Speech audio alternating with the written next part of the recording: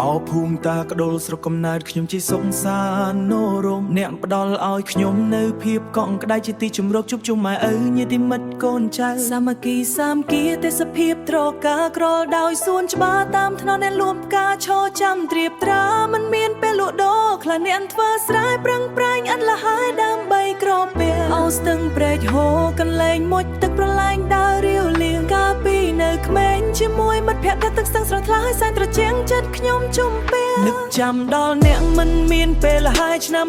99ជួនចិនសែនឈឺឪពុកមិនមានជំងឺស្រាប់ភ្លឺថាចែកឋានម្ដាយខ្ញុំសែនឈឺគ្មានថ្ងៃស្រាកស្រានយប់ដេកមិនបានព្រោះតែបានប្តីជីវិតកំព្រាទីដើមថៃមេស្រឡាំងប្រែជាបណោខ្មៅគ្រួសារធ្លាប់តែក្តៅគ្រួសារធ្លាប់តែក៏ក្តៅប្រែជាបង្កងអិនបាតាក្តោខ្ញុំអើយខ្ញុំសូមលាអ្នកចិត្តខ្ញុំបានជំពាក់ថាចង់ជួបអ្នកនៅថ្ងៃ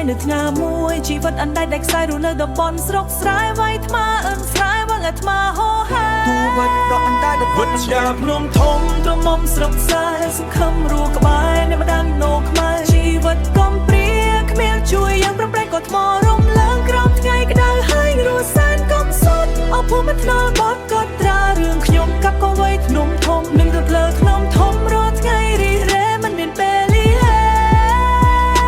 លើភ្នំធំដែលហុយសំពងចិត្តអញមិនដែលរៀនដែលកាញ់ញញួរវេថ្មក្រំពលឺនៃសូរិយាញើហូរស្រក់ជោគសំលៀកបំពាក់ដាប់ដែលធូលីទៅរឹងមាំព្រោះនៅក្នុងផ្ទះមានម៉ែឈឺគេសើចំអកថាអញត្រឹមជាអាអ្នកក្រតែសម្ដីគេចាក់ដោតគឺជាកម្លាំងឲ្យអញតស៊ូឃ្លានក៏អត់ទ្រាំហត់ពំដែររអ៊ូ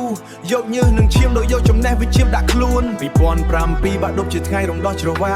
អញជំរះមិនទៅរកឧបសគ្គដែលធ្លាប់ជំពាក់អនាគតអញចារដៃមិនមែនតាមព្រេងវាសនាអញនឹងកែប្រែជីវិតដំស្នាមញញឹមអ្នកម្ដាយថ្លៃថ្លាវិទ្យាភ្នំធំត្រនំសិក្សាប្រែជំនះវាសនាមិនដឹងពេលណាស្គាល់ភាពសុខខំតួគេមើងងាយខ្ញុំមិនខឹងអង្គុយសុំលឹងក្នុងខ្នងតំសុត2007ប្រឹង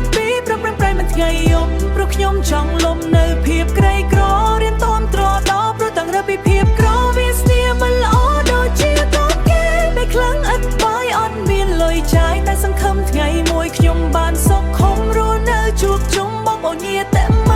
ករស់នៅជួបជុំបងប្អូនញាតិនិតបញ្ចប់រឿងរ៉ាវកំសត់កំរោះដែលធ្លាប់ឆ្លងតែចិត្តអ្នកប្រពជនក៏ត្រូវចំពោះវាសនា